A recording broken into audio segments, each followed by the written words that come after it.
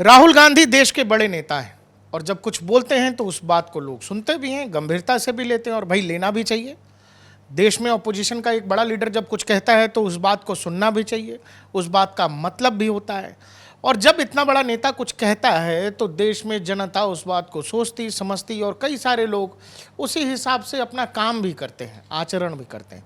राहुल गांधी का दावा है कि वो हमेशा मोहब्बत की बात करते हैं, प्यार की बात करते हैं।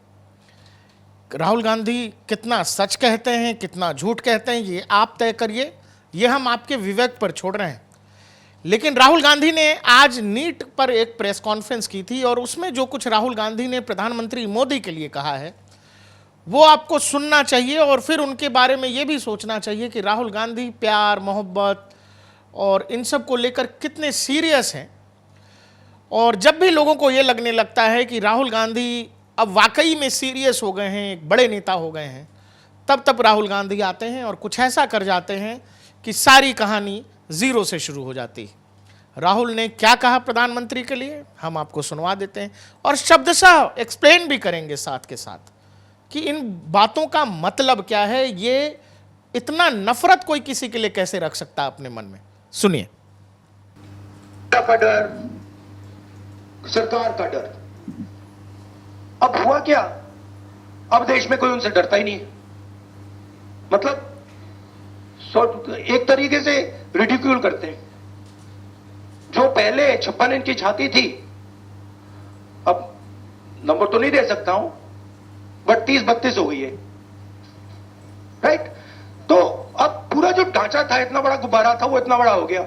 अब इससे नरेंद्र मोदी जी को साइकोलॉजिकल बहुत टेंशन होगा, बहुत प्रॉब्लम होगी, क्योंकि उनका जो काम करने का तरीका है वो लोगों को डराने का है, धमकाने का है। अब वो डर चला गया। आपने देखा, पता नहीं देखा या नहीं, वाराणसी में वो चप्पल मार दी किसी ने। अब आप इमेजिन कीजिए, चुनाव से पहले अगर कोई मारना भी जाता था डरता, तो वो जो डर था वो गायब हो गया, खत्म हो गया। और इंटरनल भी प्रॉब्लम्स हैं, इनकी पार्टी में प्रॉब्लम्स हैं, इनके पेरेंट ऑर्गेनाइजेशन में इश्यूज हैं। तो मेरा कहना है कि जो नरेंद्र मोदी का जो कॉन्सेप्ट था उसको ऑपोजिशन ने डिमोलिश कर दिया, खत्म कर दिया है। उसको आप 56 इंच की छाती कहें, उसको आप।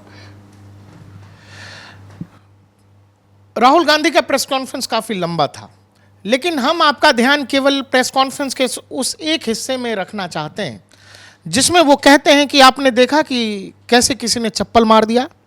क्या कोई मारता तो चुनाव से पहले मार सकता था, वो डर खत्म हो गया।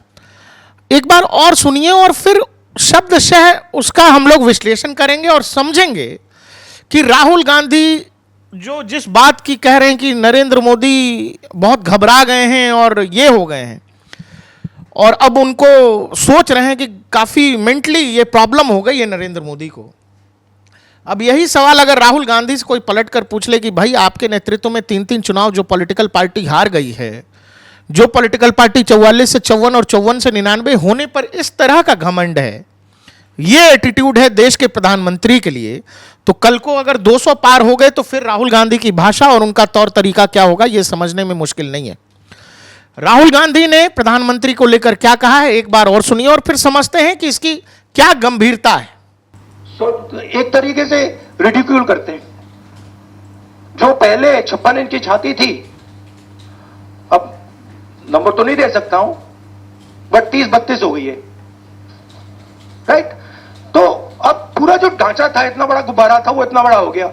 अब इससे नरेंद्र मोदी जी को साइकोलॉजिकल बहुत टेंशन होगा, बहुत प्रॉब्लम होगी, क्योंकि उनका जो काम करने का तरीका है वो लोगों को डराने का है, धमकाने का है। अब वो डर चला गया। आपने देखा, पता नहीं देखा या नहीं, वाराणसी में वो चप्पल मार दी किसी ने। अब आप इमेजिन कीजिए, चुनाव से पहले अगर कोई मारना भी जाता था डरता, तो वो जो डर था वो गायब हो गया, खत्म हो गया।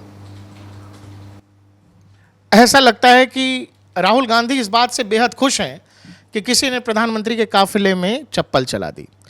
ये विपक्ष के सबसे बड़े नेता हैं और उस परिवार का हिस्सा रहे हैं जिस परिवार से 2 पूर्व प्रधानमंत्रियों की ऐसे ही हत्या कर दी गई।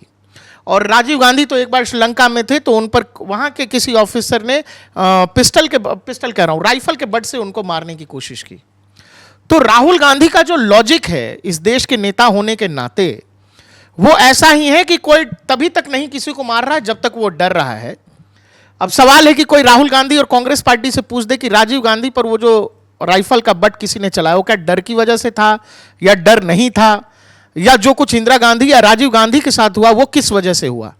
अगर ये पैमाना है तो जब, और एक समस्या है राहुल गांधी की, राहुल गांधी कह रहे हैं कि जी साइकोलॉजिकल प्रॉब्लम हो गया है नरेंद्र मोदी को।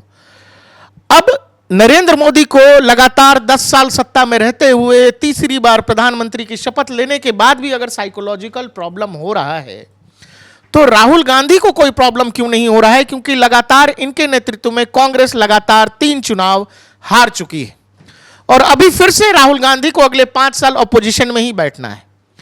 लेकिन राहुल गांधी को कोई साइकोलॉजिकल प्रॉब्लम नहीं हो रहा है और जो भाषा का इस्तेमाल राहुल कर रहे हैं ऐसा लगता है कि बेहद खुश हैं कि किसी ने किसी के साथ, देश के प्रधानमंत्री पर किसी ने चप्पल फेंक दी, और इससे देश के विपक्ष के नेता, जिनके परिवार में मैंने बताया कि क्या क्या मिस हैपनिंग इस देश ने देखी है देश के पूर्व प्रधानमंत्रियों के साथ, बावजूद इसके राहुल गांधी खुश हैं।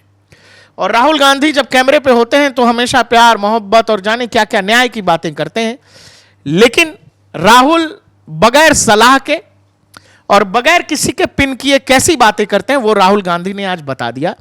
और चुनाव के बाद भी राहुल गांधी अपने उस मोड में हटे नहीं है जो पूरे चुनाव प्रचार के दौरान वो प्रधानमंत्री या देश के अलग अलग विषयों पर जिस तरह की बात करते रहे वो साफ है।